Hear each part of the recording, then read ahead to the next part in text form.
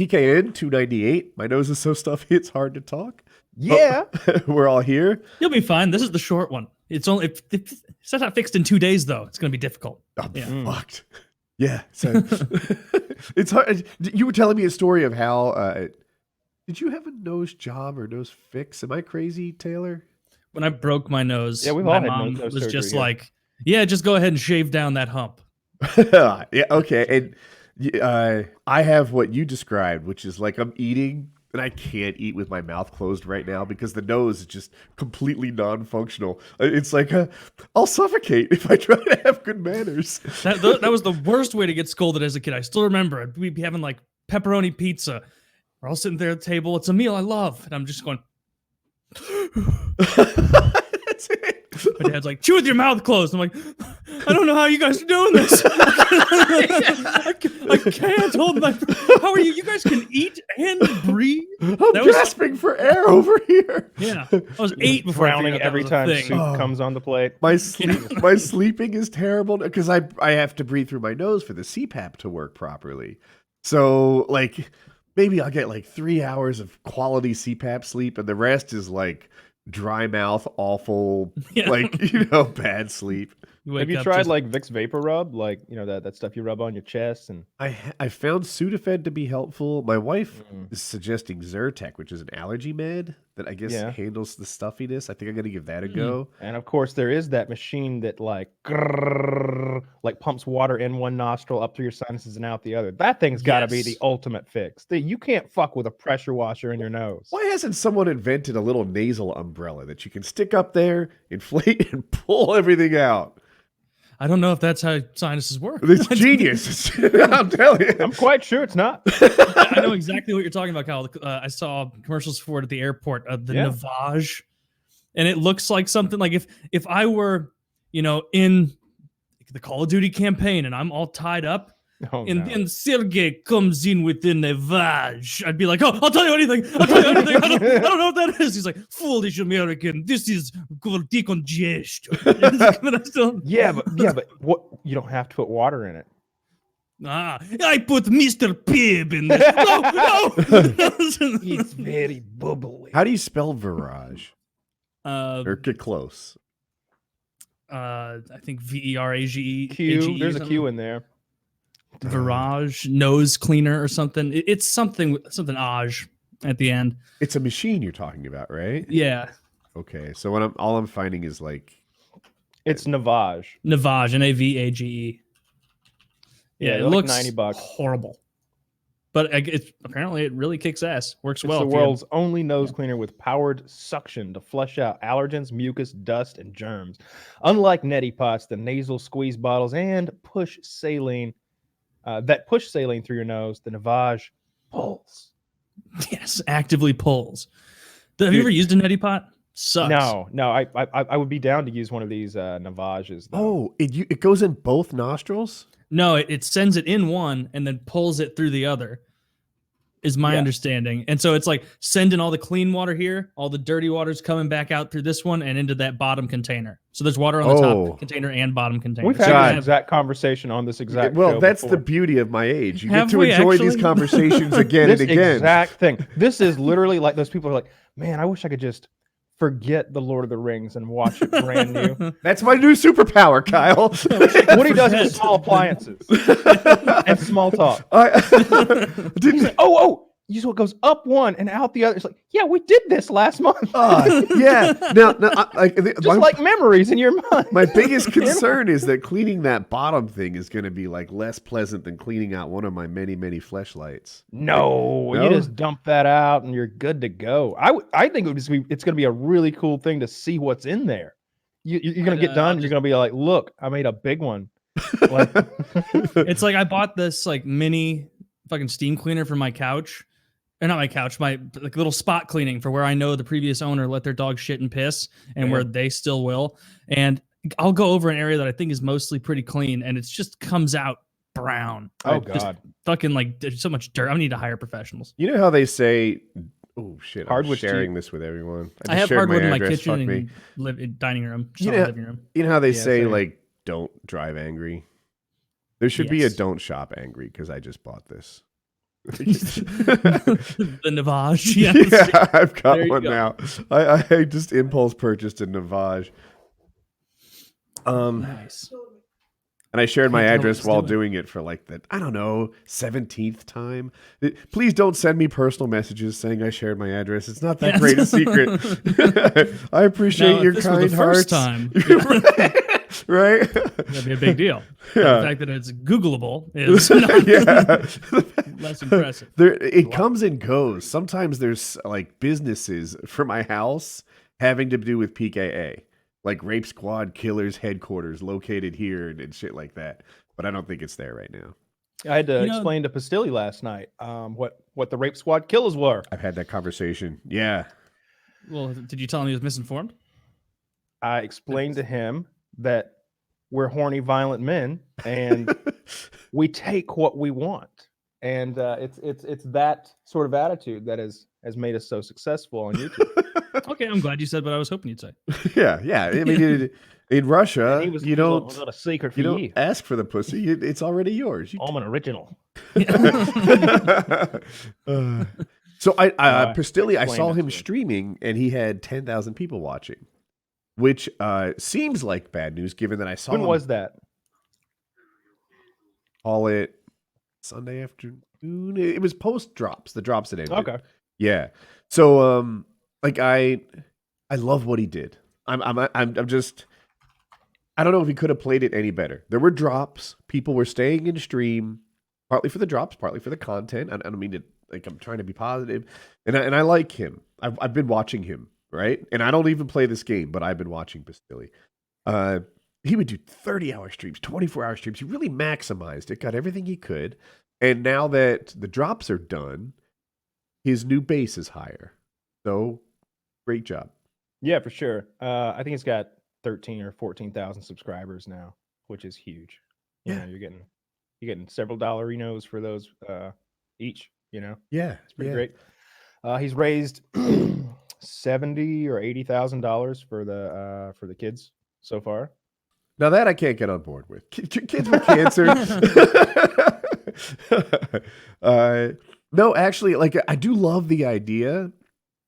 I would just rather it be like, I don't know, first become PewDiePie or Mr. Beast or someone like that who's, you know, like already taking care of like the family and his and then once you get there, start giving away, you know, your extras and what you have.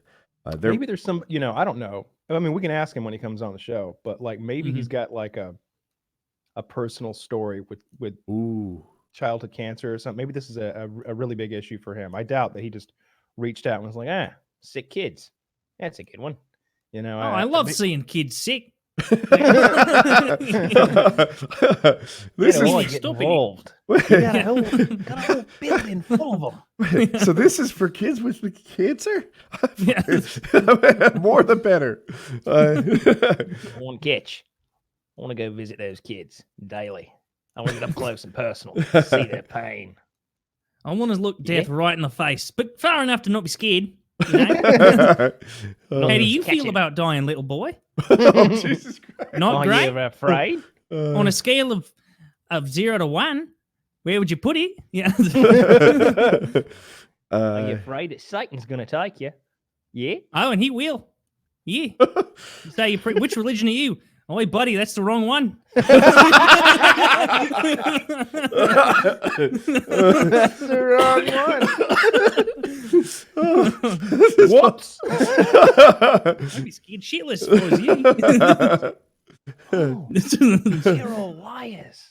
Are there any religions that let you be a couple? Like, I have a feeling like Hindus are just relaxed about it. Yeah, you can be Christian Hindu.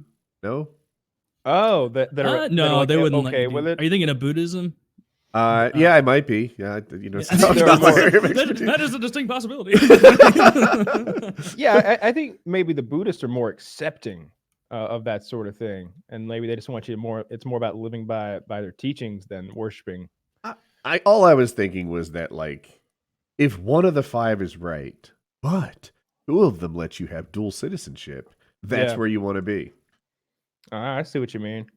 You keep that that Canadian passport handy just in case Trump really fucks things up. Did you see Iran attacked us?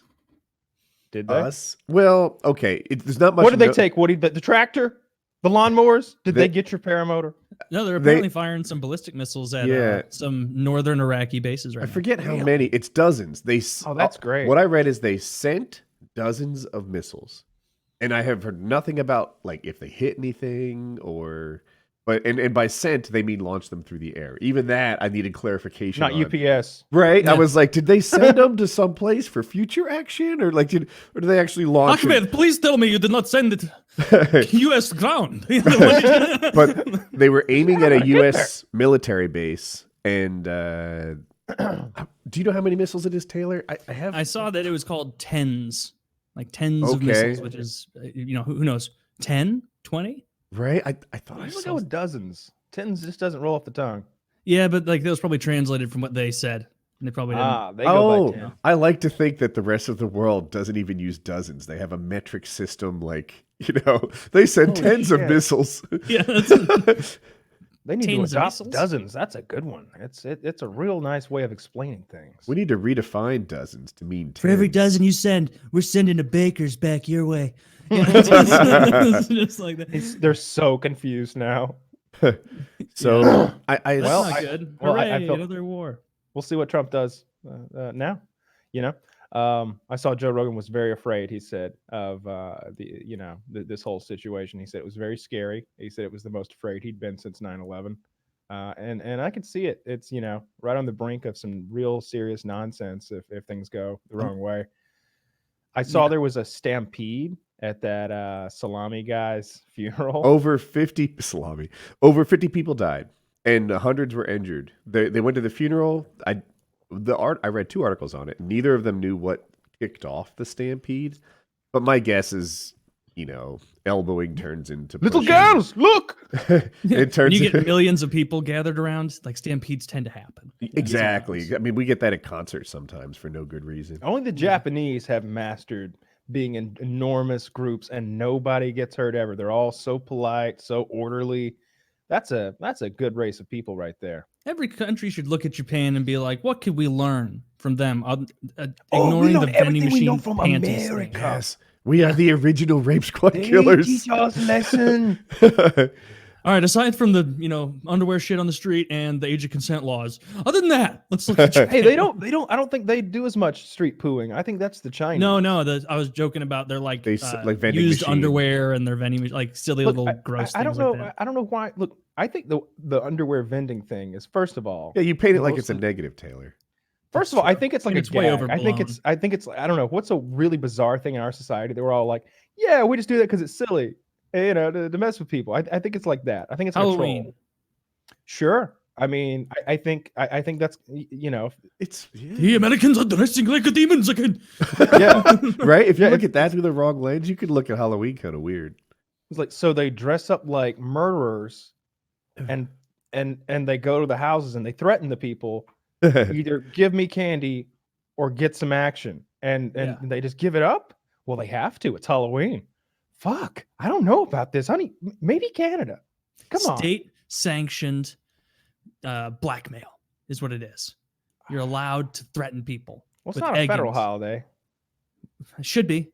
Dude, I got a new YouTube channel you're going to fucking love, Taylor. What is called it? Like BT Sports or something. They do all of these obscure sports stories, like cool. just a couple of guys like us sitting behind a microphone. Ooh. And one of them that I watched was this guy, this hockey coach, who like read the entire rule book and found all the Air Bud rules and would just ruin the game. Just ruin it. There was one rule. What's it called again? BT Sports. Like BT Sports. I think I've been watching that one. Yeah. There's this one rule apparently on penalty shots. The goalkeeper didn't have to stay in the net. In fact, he didn't have to wear goalkeeper's gear. And so they would put a defenseman in there. And when the guy came for the penalty shot, the defenseman would just come out like a bullet right at the guy and take him out, steal the puck. And that would be their penalty shot. That seems very You never heard and of there this? was risky. and there was Yes. and I'm gonna get the exact details of this wrong, but there was a rule that you couldn't, by way of penalty, have less than 3 men on the ice. Correct. Okay.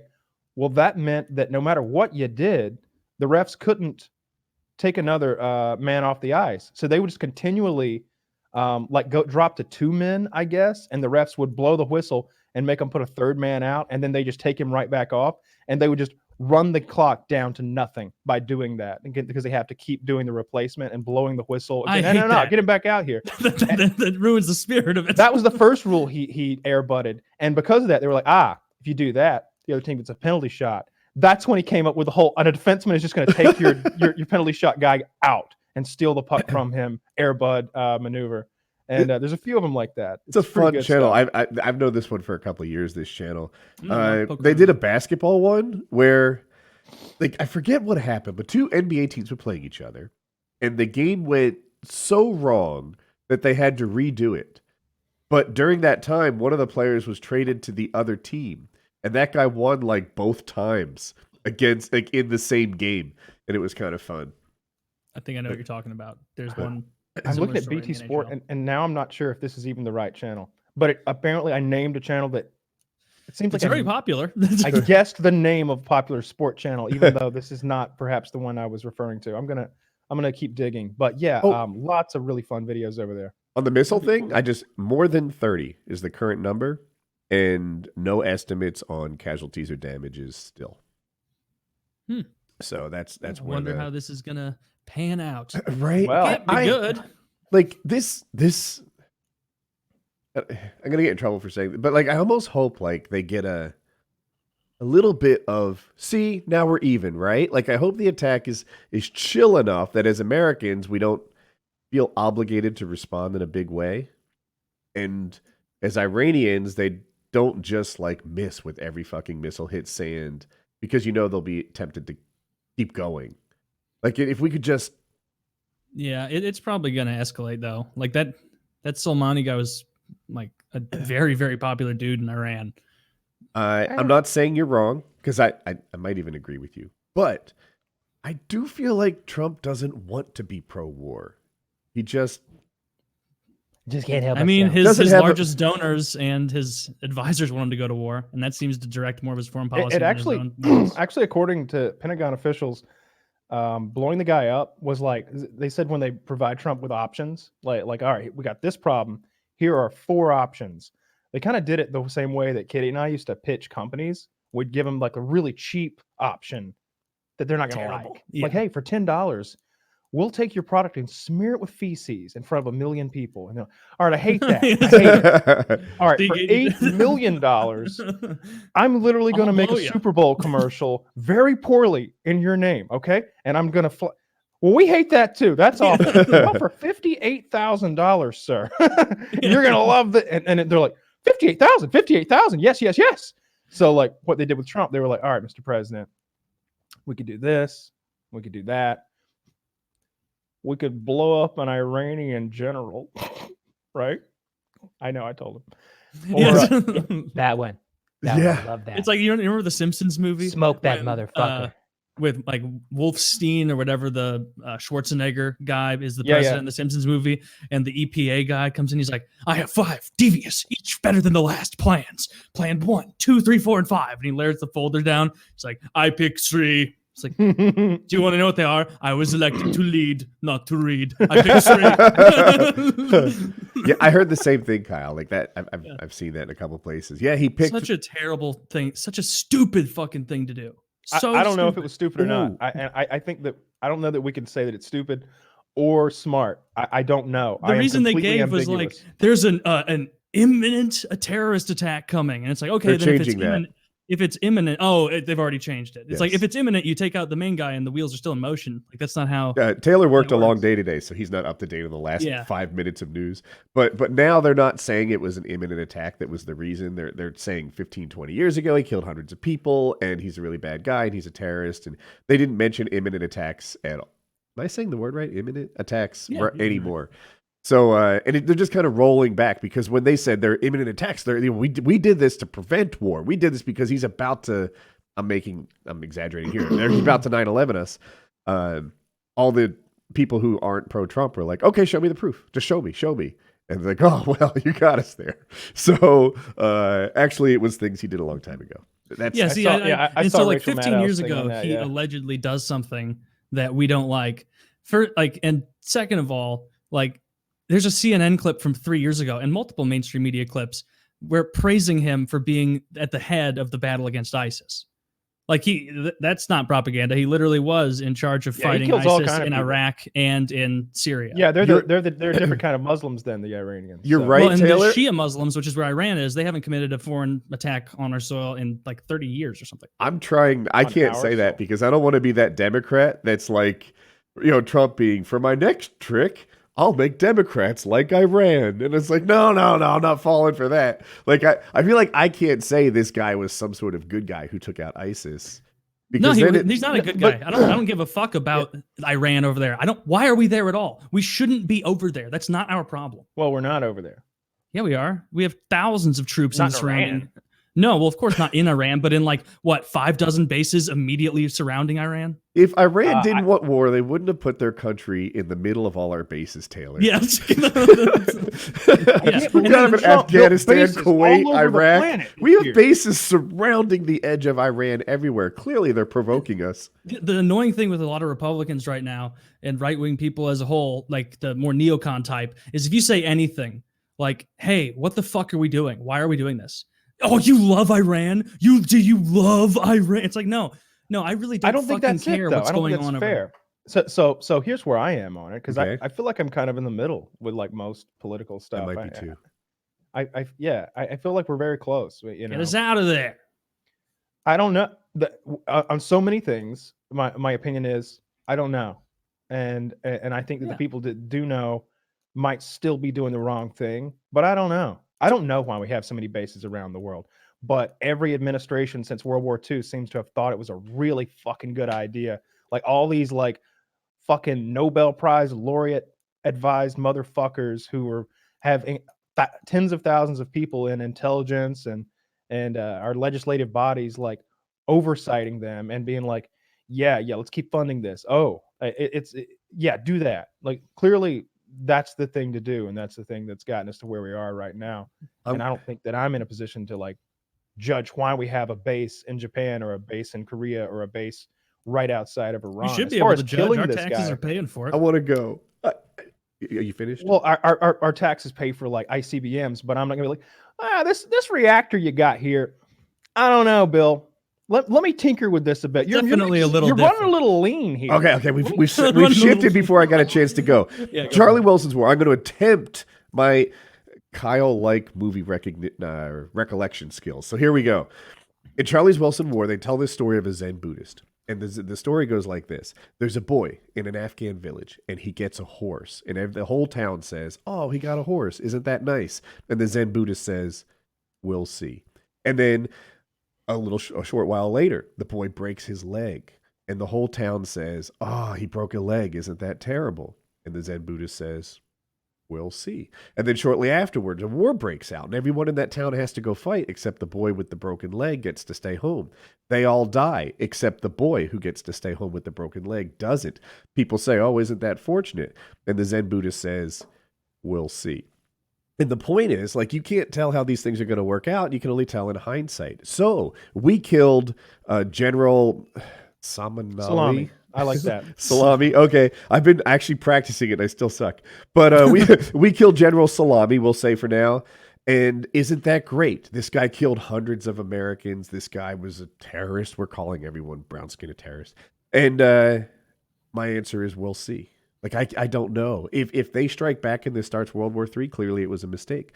If we seriously have drained the talent pool, and apparently, like, Iran doesn't have a ton of guys who are both militarily cunning, who can take out ISIS, and charming enough to meet with diplomats and participate on the world stage. Like, we took out a guy who was important to them. Maybe this is good, but we'll see. That's what I want to get out.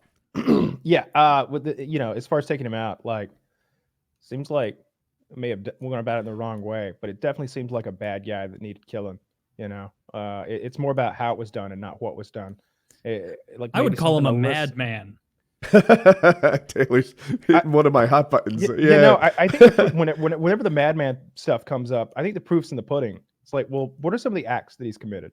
And when they started listing out the stuff that this guy had been involved with and done, from the torture and he's basically a military advisor for terror groups. I'm pretty confident. He says, "Oh, you could do much better if you had a little more funding, a little more ammunition, some infrastructure behind you.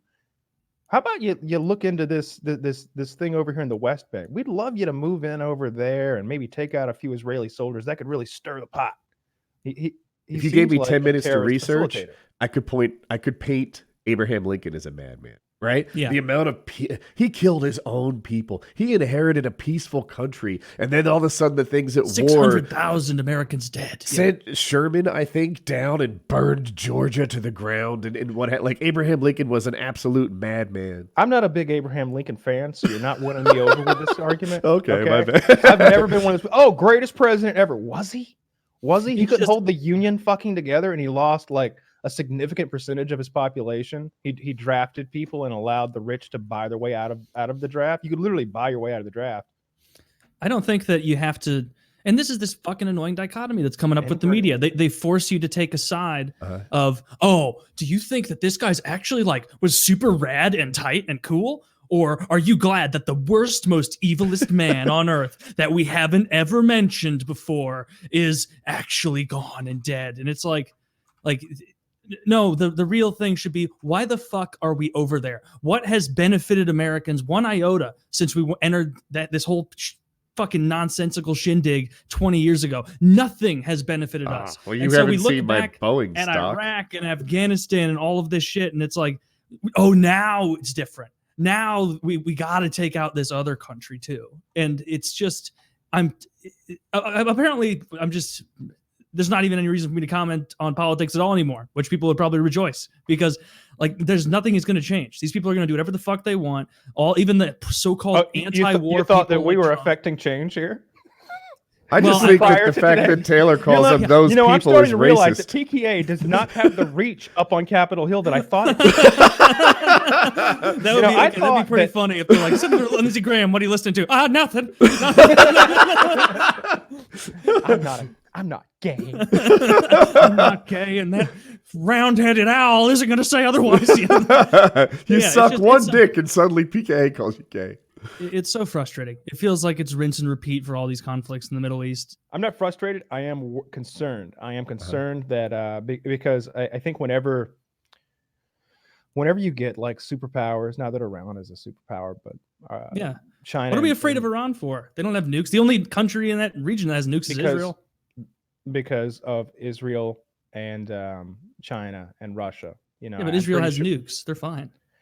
Yeah. What does that even mean, though? Because you're going to attack a nuclear that means power, America won't attack them. I don't know. Yeah, no. The way I see it is like, right now you've got Russia and China doing joint naval drills with the Iranians. I just wish Taylor would wise up and realize that Trump was put on this planet to protect the Holy Land. There's just a lot. Can you believe that? God, and that's Mike Pompeo. That guy's got a lot of power. Yeah, I know. This fucking this loon bag. Please, God, let Bernie Sanders get elected and reference the Easter Bunny during his decision-making process. It's just so silly at this point. Yeah, I don't know. I think it's a pretty scary situation because an actual World War III scenario could happen, and of course that has nothing to do with Iran. Iran's the small fry in all of this. Everybody talks about like the military predictions for what would happen if the United States had a war with Iran, but then they play the war out in the way that they envision the war to be played out, and you would imagine that it would mostly be airstrikes. I saw something the other day, and they were talking about how Saddam Hussein was at war with them for like 8 years, right? And sort of fought them to a stalemate. But then we invaded Iraq in like 21 days or whatever.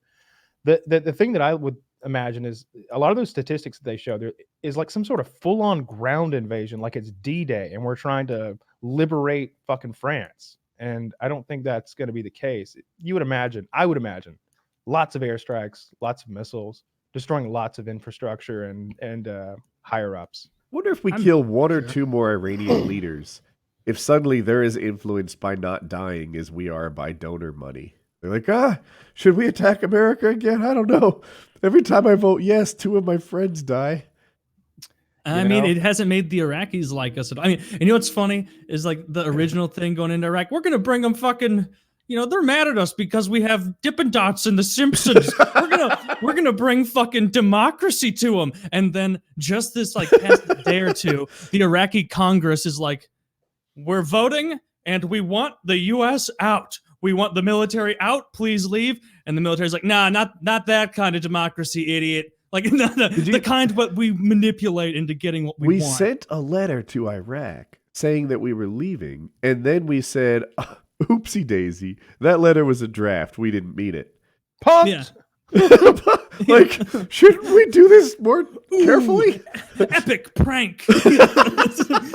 Guess what, Iraq? You've been. I am Steve-O, and this is make Iraqis pretend we're leaving. I was like, come on. Like, Is it possible that all the wacky things that we see Trump doing are part of his reality show that will only be released after his presidency? Oh God, I hope so. And he's just like, We're really gonna mess with CNN this week. They think I believe this shit. and he's just winding them up, and he's got Cuomo and Rachel Maddow and Don Lemon and fucking Anderson Cooper and all of them, and he's like, look at him go. I didn't mean any of that. I said, look at him go. Of course I know that's absurd. And it's like, I don't know if you ever saw the old Saturday Night Live. Mad Dog Madness, hold my beer. Kofefi. Did you ever see the old SNL bit? They used to. Ronald Reagan was widely thought of as kind of a dum-dum as a president, like someone who certainly wasn't very knowledgeable about foreign power and the economy and things like that. The stuff that kind of requires you to be an intellectual when you're president, if you're going to make some big economic decisions. And in this bit, he's like being interviewed by some like foreign press or something like that, and he's just such a dumb. He's like, oh yeah, let's pose for a picture. Yeah. I hope you enjoyed. He wants some pins. I got a lot of pins. And he's like giving them the pins, and they walk out. He's like, all right, everybody back in. And like a huge global map comes down, and everybody comes in, and he starts dictating. They're like, Mr. Reagan, we've been going for 17 hours. We can't keep up, sir. Well, bring in the B team. And he just keeps going. He's controlling the entire planet on a global scale. He's like, we're gonna go into this country and do this. We've got to mess with this market and do that. And he's solving healthcare crises, and he's just like the mastermind. And then they're like, Mr. President, someone from the Hill is here. He's like, oh, everybody out. And he's like, hello, did you want a pen too? Yeah, he's just playing dumb. Giving out Sharpies. I've got my finger on the pulse of breaking news here. I don't know what to make of this. They've lowered the number of missiles fired from about 30 to more than a dozen, which technically could be the same. Exactly. And they've raised, as far as I know, the number of targets from one base to 2. Do you think maybe this is like when you ask a German how many Jews died in the Holocaust, and they're like, more than a dozen. More than a dozen. You would not get that answer from them. Well, it is technically more than a dozen. It is. There's a subreddit. What is it like? Technically the truth. Right. I've seen that. That one's funny. No, I mean, they won't say that in Germany because they'll go to jail. You can't do that. So I watched, not to change the subject too abruptly. If we've got any more new topic would be great stuff. Yep, I watched The Watchmen on HBO. Now this is what Kyle really came in hot with. Iran missed me with that nonsense. The Watchmen. I want to talk about this super. I have strong feelings about The Watchmen. Carry on, Kyle. I have strong feelings about. I know. I saw the movie, so do I kind of know where it's going to be? Can you lead with a 1 to 10 on the series? What does that number represent? My 10? Enjoyment, the quality of the series. Wait, you haven't finished the series enjoyment, yet? I finished it. Yeah, I have. Yeah, he said he finished it. Yeah, I would say enjoyment. Yeah, I'm not looking for the video production. I'm looking for how much. My you liked enjoyment of The Watchmen is a 5 out of 10. Okay. I was very. All right. So look. Is that average or like? That's bad. An F. Yeah. I did not enjoy it. I very much at all. Like. There's only one white character in the whole show who's not a villain.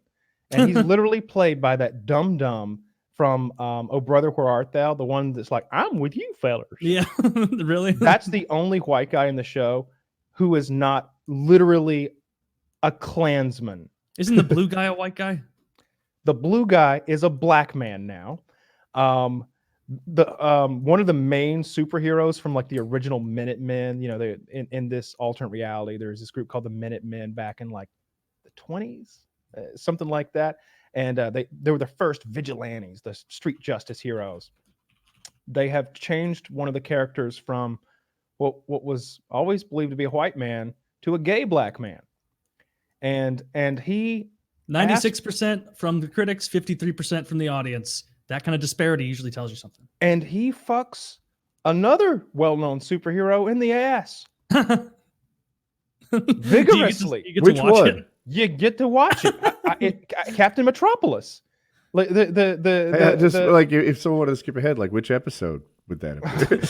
Hooded Justice is a gay black man now, and he ass pounds Captain Metropolis. This is literally like them telling me that right there in episode Yeah. 5, So- maybe. I would say around episode 5. Yeah. Yeah. Our main character that we're supposed to like, her name is it Black Sister? Is it really that on the nose? Are No. are there main characters from the movie in it? Yeah, but they're very old now because this takes okay. place in modern times, like 2020, whereas the events of the movie that you and I enjoy is 1985. And so 34 years have passed. And they age like normal people.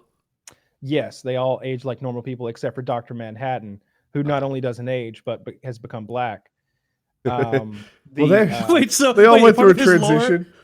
Part of his lore is that character doesn't change, and it's like he's unageable. And between 1985, He's and chosen to be a 2020, black man. He's become black. He's chosen to be a black man, and essentially, these are big spoilers. But maybe put a I'm not gonna spoiler watch thing it. on this for Watchmen. Okay. You know, so And we the don't ruin title, this for maybe, yeah. people.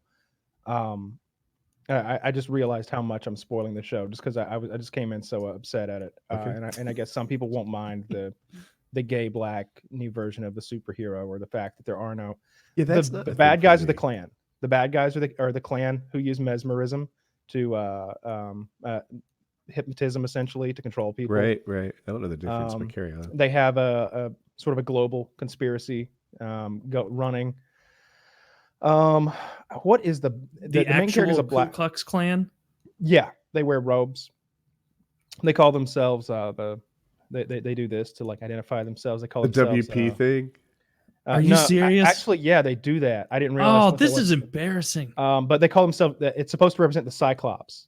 But they're still doing this. Okay. You know, on their foreheads, and you get they've renamed themselves like they call themselves the 7th Cavalry now, which is like a Custer's Last Stand kind of thing. I believe he was the 7th Cavalry and surrounded by the natives, the savages, essentially. And you know that I think there's just to read something into their name in that way. All of the characters are gay and black, except for the villains, or not men. The main character is, what's her fucking name? It's like Sister Knight or Black Sister or something like that. I think it's Sister Knight. She's literally a black queen. She's literally a black woman who like dresses as a nun and beats people up, and she's hard to look at, and I don't care about her story at all. To look at. She is. She's supposed to be like so beautiful that she has literally tempted a god to like throw away his godliness. And she's played by Leslie Jones. Essentially, she looks like Michelle Obama's ugly sister.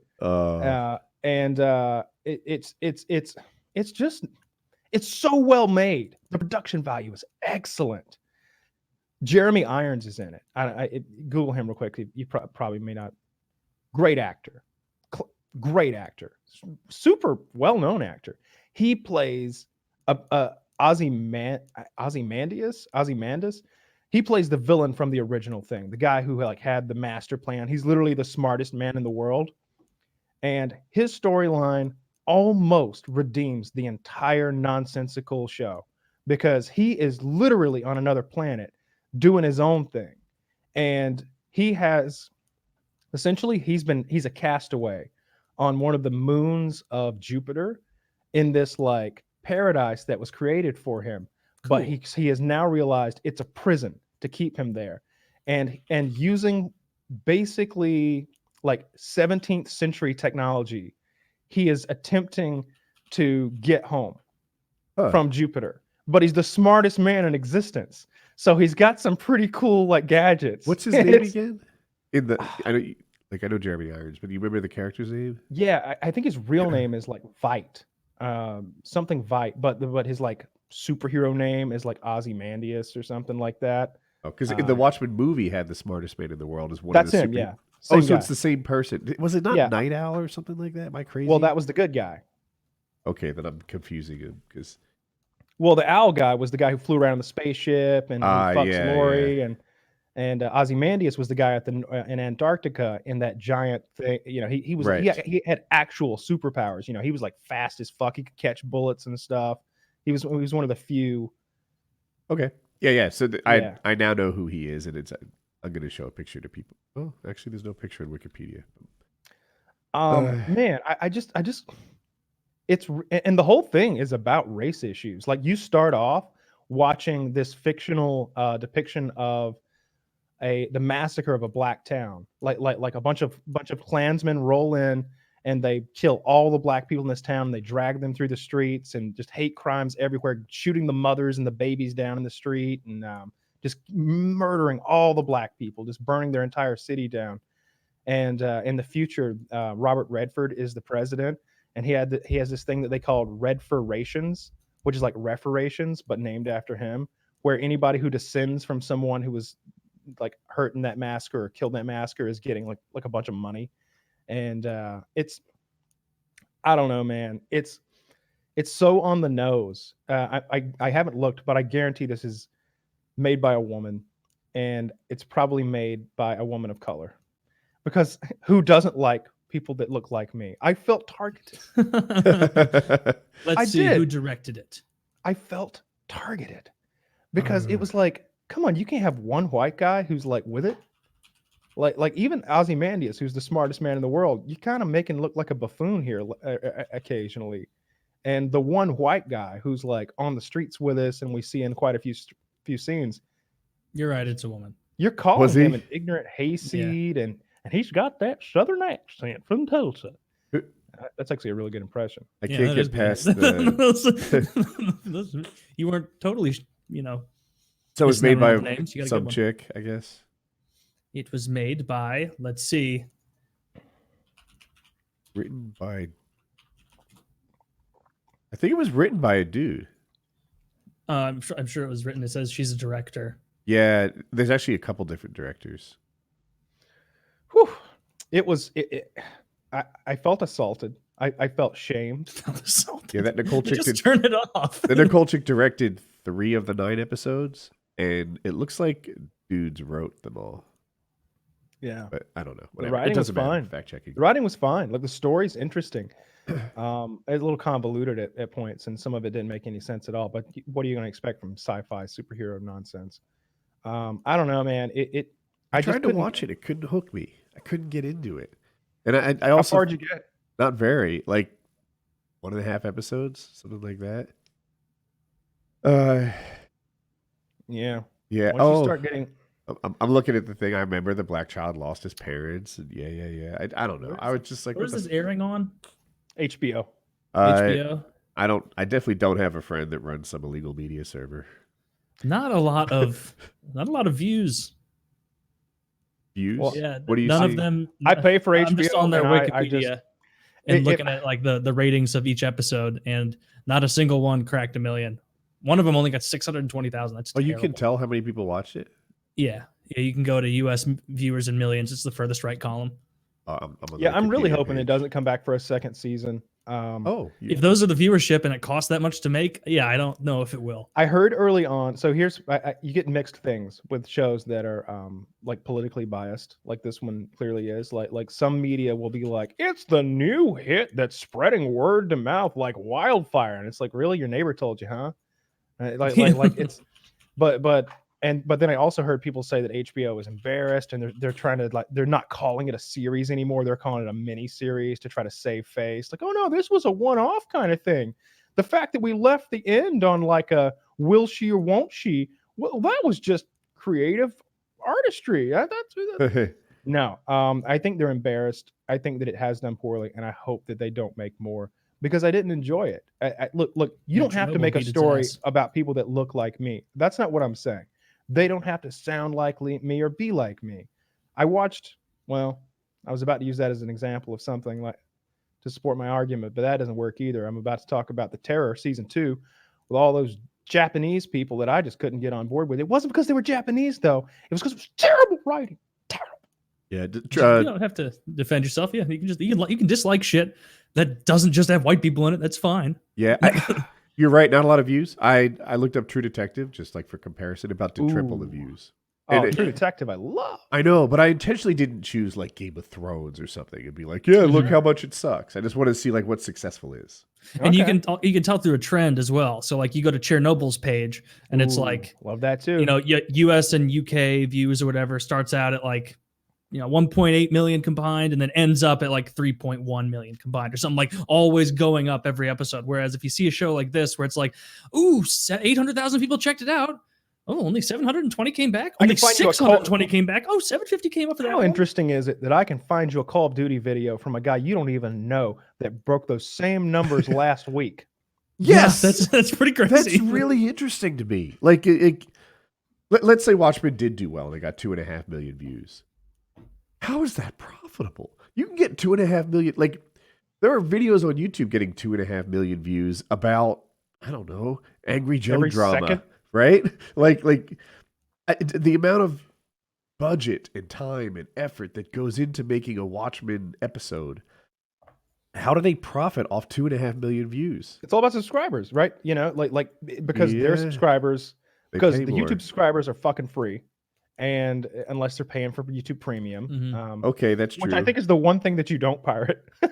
Yeah. No, I pay for Disney. You're like, no, I found a way. I pay for Disney. I pay for Netflix.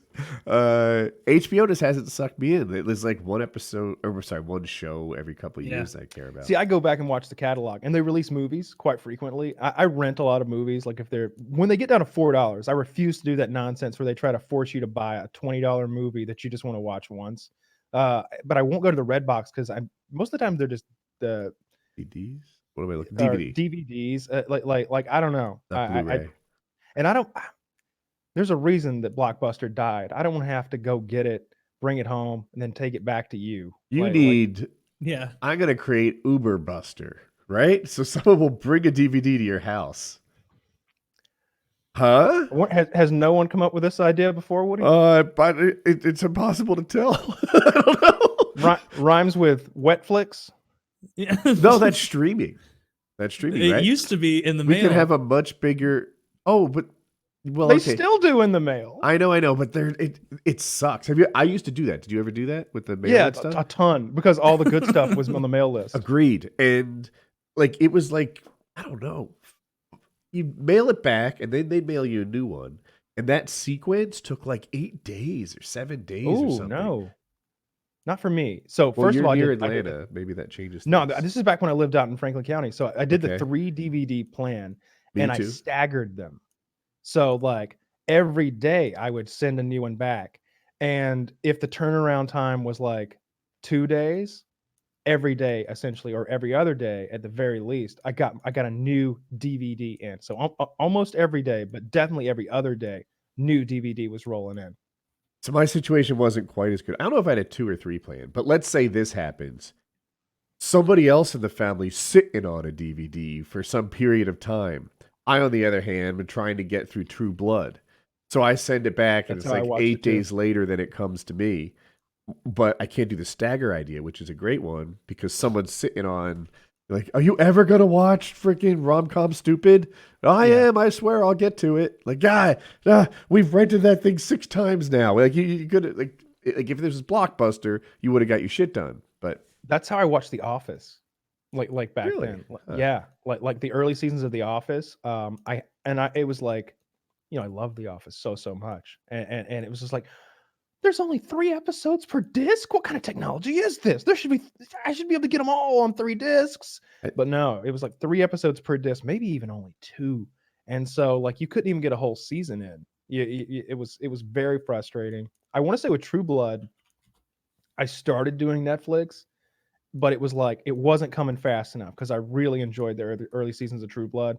And I actually went to the local video store and like you could rent the whole season there for like triple the price of a regular rental, I think, or something. Maybe $8 for 5 days or something.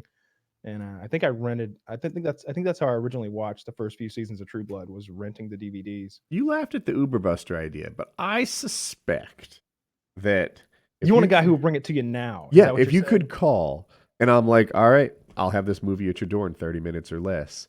When you're finished with it, just here's the envelope, drop that envelope in the mail. That you might like it. And I mean you in particular. Like I think a lot of people might not be down, but you're a Postmates kind of guy.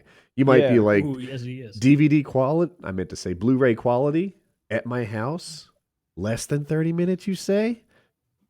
You know, you'll beat the pizza guy. Oh, and by the way, every movie, because that's like what Blockbuster can offer. They've got all the greats. They're not some like subsection of movies like Netflix. I was still renting. There's a video store in East Atlanta that I used to go to with an ex-girlfriend, and I mean like 4 years ago. Like it was really cool to just. There was a bit of nostalgia involved. Okay. And also it was like, yeah, it almost feels healthier to be in here in a catalog of DVDs and VHSs, and I like the smell of this place. They all smell the same. It's healthier. No, it really is. Or I agree we're with gonna you. go It's out just and do a funny. thing. We're gonna go out and do a thing rather than just sit here and just an hour and a half goes by of just your thumb. My thumbs should be so powerful at this point. You fucking let's go thumb war anytime. I have a DVD yeah, your store goofy thing ass moves. I can't compete with that. Yeah. years and years ago. Put a little face on it. I'm in like high school or early college or something like that. Me and my friend's girlfriend went to rent a movie, and yeah, like so we're going out to rent a movie, and I think we were supposed to like maybe they goofed that we should bring a porn back or something, and I never did anything. The story doesn't end cool, but there's the two of us in this like the dirty section of the DVD store of like it's not Blockbuster, it's some unknown brand. And it's almost private. There are like these Brady Bunch beads that sort of give you this illusion of privacy back there. Yeah. And we're picking out a porn together, more or less. And I remember her like taking an interest in this. She's like, this chick is hot. Like we're just basing it on the cover. Like we don't know any of these. And she's like, she's hot. We should get this one. And in my head, I'm thinking, you're hot. Like you're picking out porn. Like that makes you pretty awesome. And we got a regular movie and a porn and brought it back, and that's the end of the story. Nice. Did everybody like beat off together? I don't think we watched the porn as a group, but I guess it was like on the list It of shifts, possibilities. yes. We took Yeah. turns. Hurry up in there. No, I think actually what happened is we ended up, it's Ocean City, so there's always like a parade of girls that will only be in town this week, and we managed to recruit a couple of them back to party with us. Nice. Yeah. I never rented porn from Never made a it home. physical store. Yeah, never did that. Did you ever, Kyle? Rent porn physically? I feel When like I both of us are too I- young for that. I'm right on the cusp of it. So I worked when I was 17, maybe maybe just before I graduated or Mhm. right after graduating. I worked for a while at a video store. I was like, this is perfect. They're gonna pay me $8.50 an hour to like do my favorite thing in the world. I love Yeah, movies. watch movies. Like, Yeah. I literally, when I was like applying for the job, I was like, so I can have as many as I want. They're like, yeah, it's full. What about games? Well, yeah, you bring them back after 5 days, though, right? Especially if it's a new release. What if I don't? Well, we're not going to arrest you or anything. All right, good to know. Good to know. My biggest fear, that'll never come back up in life.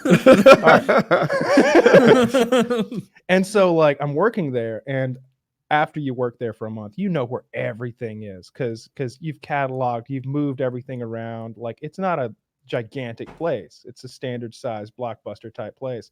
And there is a dirty section, but not standard dirty. Like you can't get, this is like, It's like softcore shit.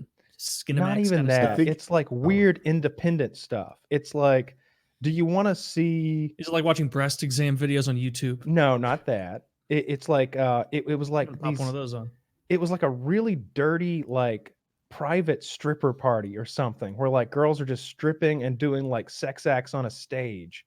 And I was like, I want to see this. I want to see what's going on here. It was like right next to Faces of Death.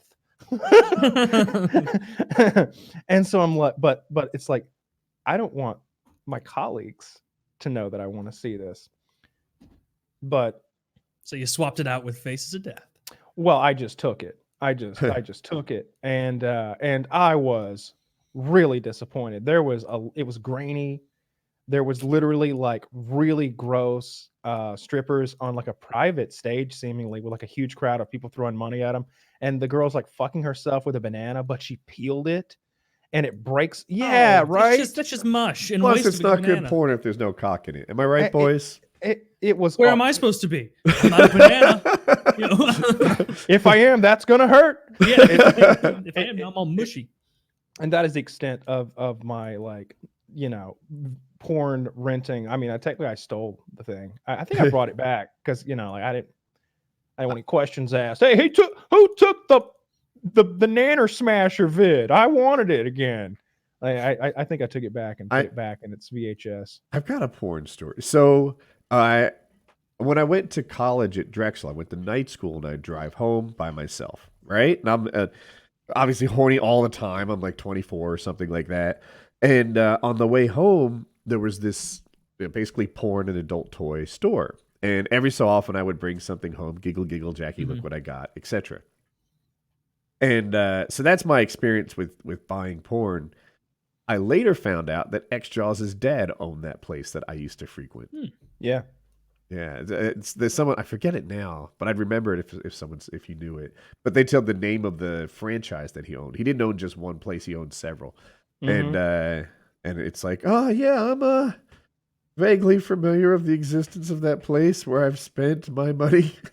Yeah. I always liked that. That just imagining xJawz's dad as this guy who's like, I think they've switched over to smoke shops since then, and like maybe gotten into legal cannabis in some way.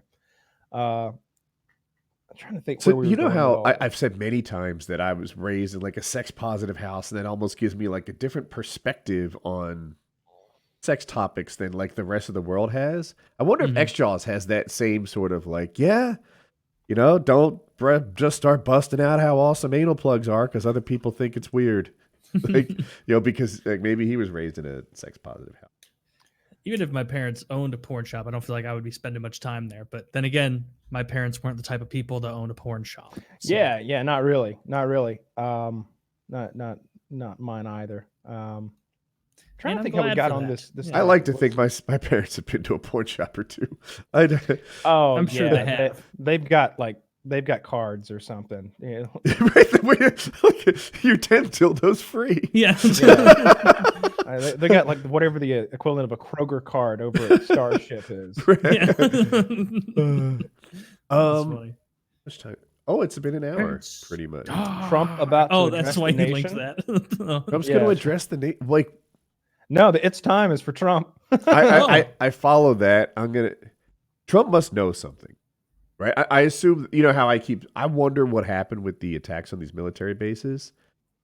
I'm gonna make up numbers. People will know better by the time they listen. But like, if there's like 500 deaths on our military bases, it's fucking showtime, right? If there's 3, then maybe we can be like, all right, we got you, Hopefully General. it's just a bunch of equipment destroyed. But that doesn't seem likely. But then again, awesome. who knows? We don't know any details really. I wish I had thought of that. Right? If all they did is knock out like a couple Hummers in a tank, we'd be like, all right, we don't have to escalate from there. We can live with that. It sucks, but we don't need World War III. But... Yeah. Well, we'll see how they all blew this up the pans shit out. house. Yeah.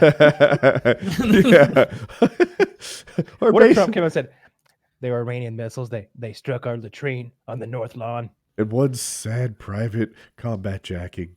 Yeah. Combat jacking. This is a picture of him, his name, and what he was looking at the time. Yes. He subscribes to Woody's theory that it's not good porn if there's no cock in it. All right, nation, until our next Oval Office address. Well, we'll see what happens. Well, yeah, we're gonna find out if we're going to war in about an hour, I guess. Yes. And by this, are we allowed to say we're going to war? Because I always try to correct myself when I'm talking about like one of my sports Yeah. teams. I'm like, yeah, we're in the playoffs. Well, they are. It's they when they do something bad. Right. It's we when they do something good. We won the Stanley Cup. They got knocked out in the first round the year prior. Yeah. Oh, by the way, the sports YouTube channel that I was referring to, somehow I just guessed the name of what's apparently like an actual sports YouTube channel. But the one I meant was SB Nation. SB. And I linked above, but I'll relink. This is the hockey. Yeah. This is the hockey one that I found really interesting. And they do lots of different kinds of content. Cool. I'll check that out. Sometimes their videos can be a little bit like Dime Beer Night story or something like that. Like they did this whole statistical breakdown about the guy who leads all time for most times hit by pitches. And it like when they show the data, they're like, it's staggering.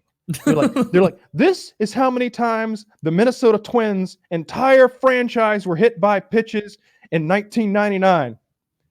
Dwarfed by this one man. Even more impressive, he didn't play in every game. In fact, he only appeared, and it's like as the numbers get more and more ludicrous, you're like, he was a master of it. And they're like he gets hit in like 3 consecutive games that he doesn't, but he's not at bat at every at bat in those games. He's like making like 1 or 2 appearances at the plate per game, but getting hit every game virtually. It was like his percentage was like 7% of the time he's going to get hit by a pitch. The league average is like 0.1 or something. He's like 600 times more likely to get hit by a pitch than any other man who's ever played the game. After I finish working out, I'm going to watch some of this channel. This is cool. It's really good. I think they do one on how good Colin Kaepernick was, which was pretty interesting, actually. They make a pretty good case for the fact that he lost his job because of politics. But if you look at the numbers, I think you'll be on that side. They're basically just like, he is the best player ever to lose his job as a quarterback that didn't retire that next year. Yeah, I mean, it's not all about performance. It's not 100% performance based. If you can't get along with your, there's a whole thing about Peyton Manning's kicker. Like during the early 2000s, this Vanderjack guy or something like that. He's very good, Hall of Famer. He was one of the best. They cut his ass. He was the highest paid kicker in the game, but he couldn't keep his mouth shut. The guy that replaced him, I think I have his name right, Pat. Like that. It was the Patriots kicker. They stole him and brought him over. His name is escaping me right now, but I would know if I heard it. Well, then maybe I'm mixing up kicker and punter. Is it something like Vinatieri? I don't know. Yeah, I think that's it. Really? That's the guy who was so good. I know. Yeah, no, and the guy I'm talking about is different. He was a really athletic kicker, and right now he's super funny. His YouTube channel is exploding, and his like opportunities are exploding. He basically just talks football and shares his old stories. Like, yeah, it was Vinatieri. He's the one who came over from the Pats to the Colts and replaced the guy that I'm talking about. Well, Vinatieri was also an upgrade. He's probably maybe the best ever, according to the guy that I listened to. In that little microcosm of time, like the Colts guy's previous season was perfect. It was like 28 field goals out of 28, and it was like he didn't miss an extra point, he didn't miss a field goal all year. He's like 6 for 6 beyond 50 yards, which was like the number one in the league. Like he was the man. He was on the cover of like Sports Illustrated as a kicker. And he got really full of himself, and he started shit talking Tony Dungy, Peyton Manning, and the entire Indianapolis Colts organization. And the guy I'm talking about, Pat McAfee, he's the one he does storytelling. He's really funny. He was also a kicker for the Colts, and they probably had different jobs. Like I'm mixing up kicker and punter, so don't listen to me. Anyway, he tells a story of Peyton Manning, and they've got this rookie wide receiver, and the wide receiver is great, right? He's on fire. He's like one of the better rookie wide receivers that are out there. Before every game, Pat McAfee was actually like his warm-up guy, and he'd catch 20 with his right hand, 20 with his left hand, 20 with both hands. It's kind of like his warm-up. And he goes out there. Peyton Manning throws him a catch. He goes for a one-handed catch, and he doesn't. He doesn't get it. And Peyton Manning points to the sideline. And the guy's like a little confused. He's lining up again. He's like, shakes his head, points to the sideline. So the wide receiver's like, fuck, I guess Peyton Manning just kicked me out of the game. And he goes to the sideline. The offensive coordinator was like, what are you doing? Go back in. And he's like, Peyton Manning just kicked me out of the game. And the offensive receiver is like, or the offensive coordinator goes, no, you're not out of the, you're in. Go, get back. So he goes back, and Peyton Manning just points to the sideline again.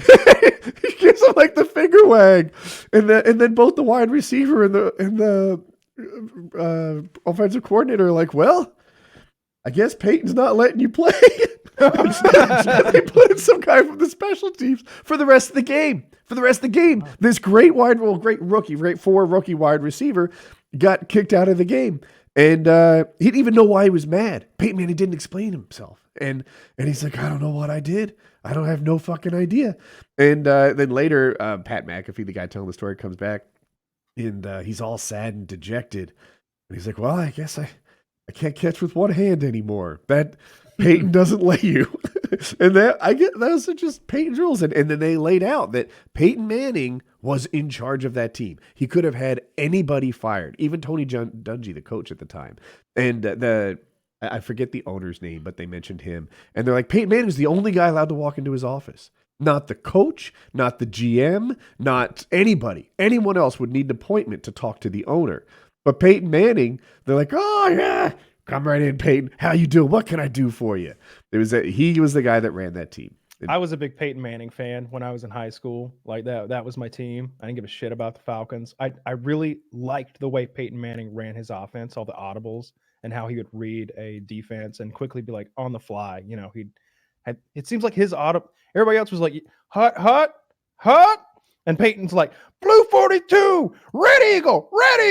And everybody's like, oh shit, boys, it's the red eagle. And they like completely changed the whole offensive scheme. Like now it's a flea flicker. And like everything has changed based on some codes that he screams at his guys like he's a military commander, and they all know it. And it's I really thought that was impressive and cool.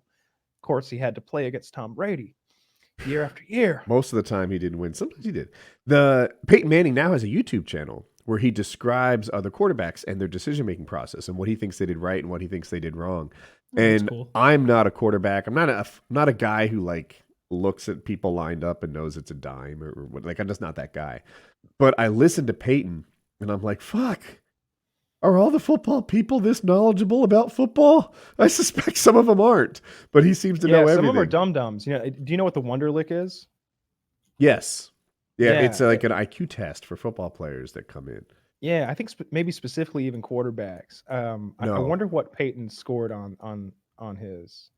I don't know, but I do know that all the players take it, and I do know that higher is not necessarily better for every position. They don't want the smartest running back out there who like questions decisions and gives trouble. Yeah. They have like targets where they like to see him. One of the highest scores was a kicker back when I knew about this.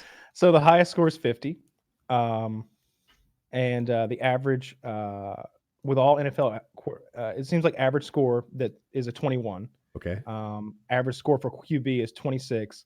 Peyton scored a 28. Not so hot. Let's see what Tom Brady scored.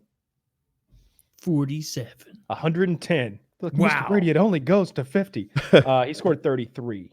That's okay. So it sounds like a hard fucking test. It didn't mention the highest score in there, did it? Like, it wasn't 50 is the highest possible. And Brady's a 33 and Peyton's a 28. Okay. I just wondered if that kicker still had the record, but we're over time.